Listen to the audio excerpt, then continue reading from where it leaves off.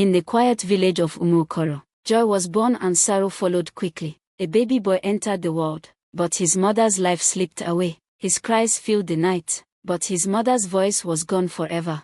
Left behind was a helpless child, but his aunt, Ngozi, took him as her own. She bathed him, fed him, carried him on her back, and gave him the warmth his mother could not. To the little boy, she was mother, sister, and friend.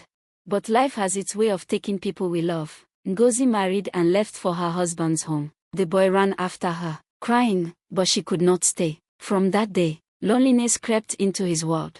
His father, unable to raise a child alone, brought home another wife. At first, she was gentle, warm, and caring. To the boy, it seemed as though hope had returned.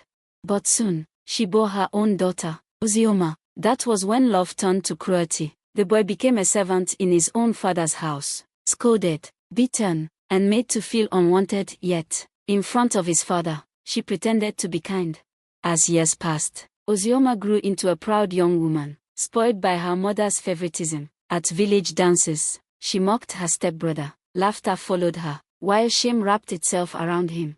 But destiny has eyes for the humble. One day, on a dusty path, he helped an old man carry a heavy load. That simple act of kindness opened a door no one could shut.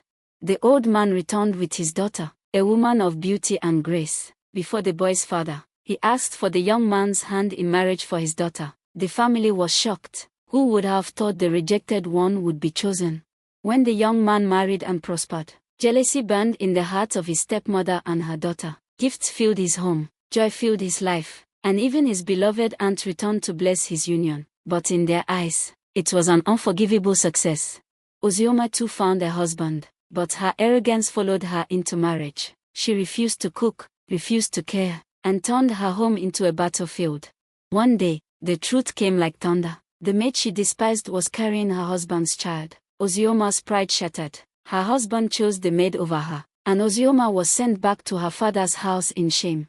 She returned, broken, rejected, and disgraced. Her father was furious. Her mother wept. The same seed of favoritism she had planted had destroyed her own child. And so, the lesson stood clear. Favoritism is a bitter seed. It grows into pride, envy, and ruin. In the end, the mother wept, but it was too late. Her daughter's life lay in ruins.